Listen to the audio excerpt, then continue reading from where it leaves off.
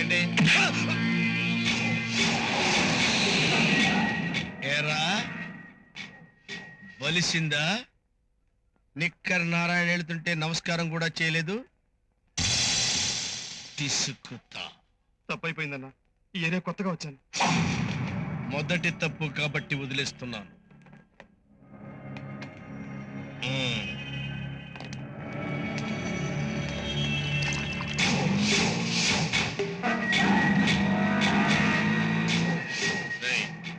నిక్కర్ నారాయణ గడు వస్తుండు. గీయాల పైసలు అయ్యిందే మటన్ ఈయనకేం లేదు. భయ్యా వాడు పెద్ద రౌడీ అని తెలుసుడు కూడా ఎందుకీ గొడవ? ఇచ్చి పంపిస్తే పోలే. ఏరా వ్యాపారం బాగుంటుందా? ఇప్పటిదాకా మంచిగానే ఉంది. తెల్లగానే ఒక 6 కిలోలు మటన్ కొట్టి ఇంటికి పంపించు. 6 కిలోలే కర్మ, 60 కిలోలు ఇస్తాను. ముందు పైసలు తినారాయణ. పైసలు ఏంటమ్మా? పైసలు ఏంటంటే ఎవరిని అడుగుతున్నావో తెలుసురా? డబ్బులు ఈ నిక్కర్ నారాయణ డబ్బులు అడడానికి నీకు ఎన్ని గుండెలరా? విలన్ పర్సనాలిటీలో ఉన్నారు కదా అని కామెడీ జోకులేస్తున్నావా? ఇదిగా చెంచలు కూడా జైలు నుంచి మా బంధువులు వస్తున్నారు. ఒక 6 కిలోలు శుభ్రంగా కైమా కొట్టి, కార్యం కూడా బాగుందిరా, అది కూడా వేసి పంపించు. మాట్లాడవేంట్రా?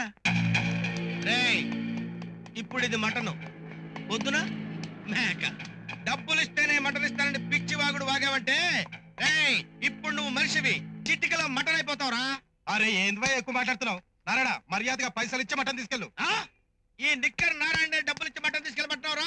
రేయ్ నీకు ఊహ తెలిసిన దగ్గర నుంచి మేకలు నరుకుతున్నావురా? నేను పుట్టిన దగ్గర నుంచి మనుషుల్ని ముక్కలు ముక్కలు ముక్కల కింద నరుకుతున్నాను. పోరా పో.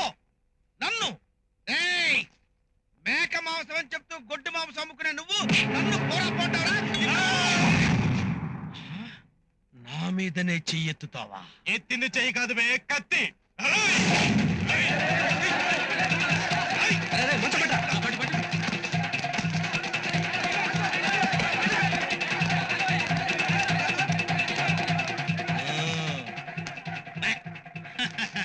కిలోలు మాంసం దొరికింది.